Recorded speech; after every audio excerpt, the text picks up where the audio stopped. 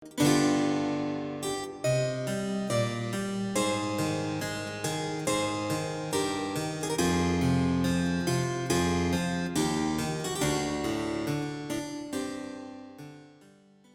TV tuje gusura umusaza uba hangaha haruguru.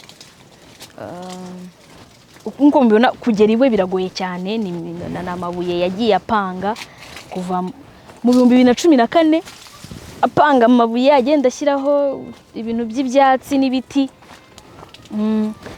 Ni nayo uyu nguyu turi kumwe. Kushika ahantu biragoye cyane. Ni bote zo kwagenda? Bote nizo nkoresha ndaha mu mirimo yose nkora. Nayindi nkweto. Niyo gukaraba. Aka kazu se nakiki? Nagize ngo nakibitekerezo kano. Uno umuzinga. Umuzinga w'inzuki? Modeli kwisanduku. Izijyamo se? Njyamo ninde ariko uzarabuze ntago zikijyamo. Aho isi igeze hari abemeza ko nta kidashoboka munsi y'izuba. Hari n'abemeza ko ubuvumbuzi bwarangiye. Igisigaye ari ukugenda twongera udushya mu byavumbuwe n'abahanga. Hari abantu batangaje ku isi, benshi tujya tubabona ku mbuga nkoranyambaga honyine bakora ibintu bitangaje, kandi nyamara no mu makaritsiye dutuyemo ushobora kwitegereza ubuzima runaka abayemo ugasanga butandukanye cyane ubwo tumenyereye. Uyu Tage TV yasuye ni umwe mu bagabo bakora ibintu bitangaje. Uburyo agaragara inyuma biratangaje, aho atuye haratangaje, ibyo arya biratangaje, n'ibikoresho akoresha mu mirimo ye ya buri munsi biratangaje. Se muze witwa nde? Iwi. Nizeyimana Sylvestre. Navutse buri 1970. Watekereje gute gukora kano gapfukamunwa? Bo, akangaka nsanzwe nkora ingofero y'ibinosi. Ariko nkora nini ku buryo nshyira mu mutwe uyu wose ngafungira hamwe. Noneho niyo nakundaga kugira ngo ibyo nibizo bigo mu maso ariko aho umusatsi uri nyine ntibigeremo. Byanaza nyine ngakubita. Utatangaje mu buhe buryo? Ubusanzwe iyi niyo shusho y'agapfukamunwa tumenyereye, ariko yabushye agafite fama itandukanye niyo dusanzwe tuzi. Ako yambara agafatanye n'ingofero kabushye mu byatsi biva ku giti cyitwa ikinusi. We ngo na mbere yuko COVID-19 itera isi yarasanzwe yambara agapfukamunwa kubera kwirirwa mu ivumbi iterwa n'uturimo tw'amaboko yirirwamo twiganjemo tujyanye no kubaza. Korona iteye ahita atekereza ugakomerezaho kuko atari kwigondera kugura kandi. Mu gihe hari abavuga ko agapfukamunwa kabangamira kubera ubushyuhe bwako, wahamya ko agapfukamunwa ke kabushye ku buryo mu gihe cy'ubushyuhe kaza n'ubukonje. Uyu mugabo atuye ahantu hatangaje ku musozi muremure, ahantu ha wenyine mu biti by'amoko atandukanye byiganjemo ibyera imbuto. Kugera iwe biragoye cyane, nta rembo rifunguye rihagera, no kuzamuka umusozi muremure w'amabuye. Yiyubakiye wenyine ubwe nta muntu umufashije. Ibi byamufashe imyaka isaga 6 yose, kugeza ubu ngo ntararangiza kubaka. Afite abana 3 ku bagore 2 yashatse. Nubwo bose yabemereraga kubana nawe baramwitereteye, ntibyabuzaga kumva amagambo amuvugaho hanze ngo bashikame mu rukundo babaga baramweretse mbere. Ubu bose baramutaye. Kugeza ubu nta mugore babana, nta mwana babana, nta muturanye agira, nta muvandimwe agira. Bese abayeho ubuzima bw'ubwigunge. Nta mugore ugira. Ubu se ntabwo ushobora kuzongera ukabenga ukundi mugore? Mbona ubu ngubu bigoye noneho kurusha icyo gihe. Nana mu bumenye yajya nkubita. Ubu ngo abagore b'iyi minsi bace bugufi bashaka urukundo. Barwiyuzuze cyane, rwinshi cyane. Yenda hari ankunze n'ubundi mbaye umusaza nakongera ngo mwemerere. Ese ko umugore aryoha. Ayo magambo yaguteranyije n'abagore bawe akaguteranya n'abana bawe ni magambo bwoko ki? Bo hari amagambo yo kuvuga ngo ngende umukene, ngo nirirwa mboye ikidonga, ngo ibintu ngo nkora ngo bitadutunga, ngo tuba bakiri, ngo buriya ngo agiye ahandi ngo ntiyabona umugabo ufite amafaranga. Bamwe bakaza gutyo, abandi bakabona ko nyine ngiye uko mbikora nawe ashaka kuba nk'umuntu udakora, ashaka guhangana n'abantu bamubwira amagambo. Namubaza ikintu yashobora gukora nk'ahantu dufite duhinga dusaba ifumbire tutayifite, igihe kimwe norora inka kuwo wa mbere. Ari amagambo ubwo ngiye kuvuga ntashaka kuvuga. Nataha mvuye kuragira nkumva ngo yiranywe n'abandi basore. Wowe wagiye mu kazi ko kugira ngo ubone ifumbire none uri yazana abagabo kuvuga. Igihe kimwe nkajya bwifatira nkamubona. Ukamubona? Aha bose ubu ngubu bavuga ati byabayeho. Ukamubona? Noneho nyine ngatuza kuko numva atari cyo narwanira. Umuntu utibajije ko ukamwihorera wenyine aza kwijyana. Niko byagenze. Waramufataga ari kumwe n'abasore ukamwihorera?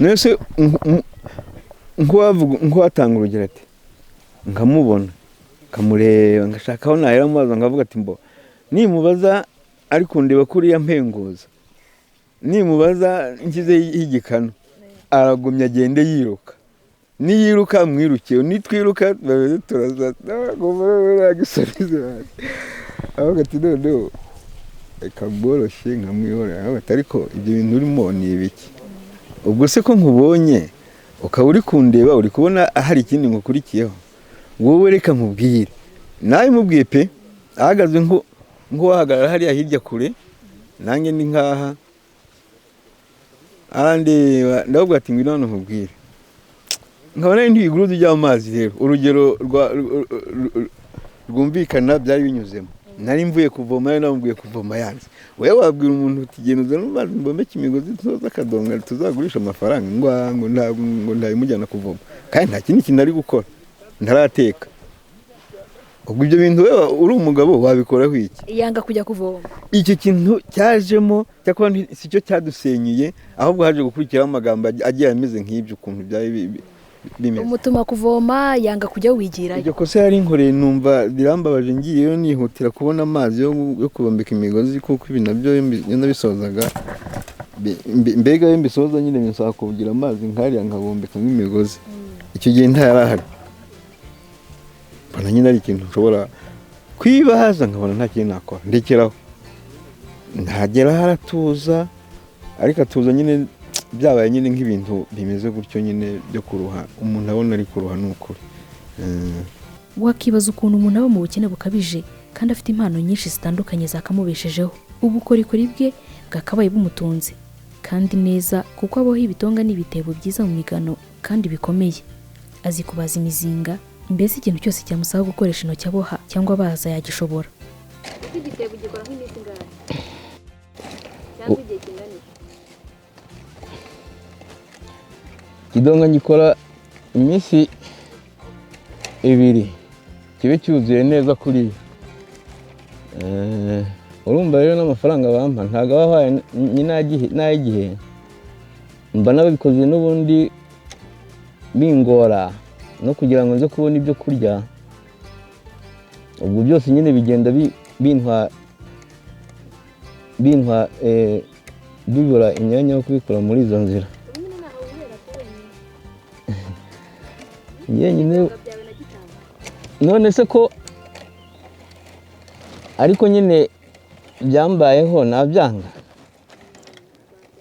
ntabwo nabyanga dore nk'ubu guteranya urubariro ubwo aho ngo ubikore waza kuruvaho bitangiye kukuyobera hari benshi nagiye nshaka kugira ngo mbyigishe ubu tuba dukorana ariko bagiye babita neza biruka izi ngorane ubu bifite biteye harimo ibintu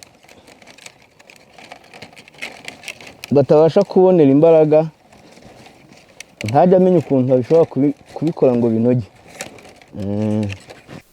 Iby'amashuri byo birangirije mu wa 6 w'amashuri abanza icyakora akundaga gusoma ibinyamakuru ni umugabo w'umusatsi mwinshi awuzirikisha imigozi yo mu giti cy'ikinusi awikoreraho imigano rimwe na rimwe gacika icyakora ngo asigamo zimwe mu ntungamubiri z'umusatsi ziba muri avoka mu buki mu mineke mu magi ndetse no mu bindi akiri umwana akunda kuva imyuna cyane bakamubwira ko biterwa no kwiyogoshesha bihuriranye nuko nawe yari asanzwe akunda umusatsi bihumira ku mirari kuva ubwo ntiyongeye kwiyogoshesha ngo amareho yatangiye gutereka umusatsi kubera nkunda kuwuteruriraho ririya migano n'ibindi byose byo kugira ngo ndeke mbivanye hakurya nk'igitoki cyangwa umwumbati bikunda kuncyora nkumva nayibanye ntabisokoza ngo ngire igihe mbihambure. Okay. Nani nkubajije umusatsi umaze imyaka ingahe utawogosha, umaze igihe kingana icyo utogosha umusatsi wawe? Nuvuga ngo reka kwiyogosha muri 1995. Nta kindi gikoresho reka usigamo iki? Gimbwira ikintu usigamo. Usigamo iki? nkoresha ibintu nyine bya avoka n'imineke, usibye ko ntagira inkoko ariko mba nkoresha mbanga nimo n'igi. Avoka, imineke n'igi. Nibyo usigamo. Gahora woroshye urambuka nubwo wakwizinga nkongera nkazingura kuva ahantu. Utu tugozi se washyizemo? Ni ibinusi. Ni ibinusi.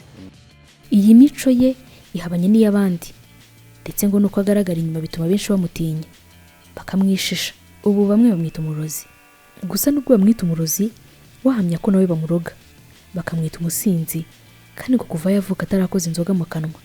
Bamwita umunyamazimwe, kandi ngo avuga ukuri gusa, uretse ko nta n'uwaba yavugishije. Avuga ko atangazwa n'ukuntu bamwita umusazi, kandi ngo nta tabi cyangwa inzoga yigeze kunywa mu buzima bwe bwose, ndetse ngo nta kindi kintu anywa uretse amazi, kandi nawe y'isoko, aya robine ngo ntabwo ayemera. Bakananshinja ubusazi kandi nta muntu nasariye. Banyita umusazi ngo ibyo mvuga ngo bandoga ngo ni ngiye murozi, kandi ntawe naroze. Bakavuga ngo ndi umunyamazimwe, kandi ndavuga ukuri abandi babona ko ari ibyo bintu bakabimura bashaka ko ubukorikori bwanjye nkoze mu turimo nitoje kuva ndi umwana ngo ntibunteze imbere ngo ngire kubarusha. Hari ibyo mba ndi si ibyanjye nkora kugira ngo numve nanjye nakoresha ubwonko bwanjye, ariko bagashaka no kubintsindamo. Icyo kintu rero nacyo kiza kimbabaza, nubwo ntabonaga abantu nakibwira, ariko rwose numva nakibabwire rwose. Nta muntu niba ngo abe yaranafashe n'umunsi umwe ngo nibe. Yewe numva ashaka gukora sinakwiba, cyangwa numve nasabiriza umuntu mutera ibibazo, ariko mpaye akazi akampa mu nzira mbonamo akazi nakora pe, kandi nkumva sinsinda sinywa inzoga. Yewe n'abantu bajya banyinginga ngo none se ubwo nagira ute usibye kurya nyine nabona nsaguye nkazigama. Nazigama kuko buriya ngiye numvaga nshaka gutera imbere kuva kera, nuko bagendaga bandwanya. Mu zindi mpano afite harimo kuririmba no gucuranga gitari, ndetse yahoze muri orchestre. Atangiye kumenyekana ngo yagiriwe ishyari byo kuririmba arabireka. Ubukorikori bwe yabuje no gukunda umuziki, maze abaza gitari mu giti ngo yari afite gahunda yo kuyijyana mu imurikagurishwa. Akomeza kubura ubushobozi aza kubireka. Ishobora byose wiciwe ku giti by'umusaraba kugira ngo uhanagure ibyaha byanjye, ibyaha byacu.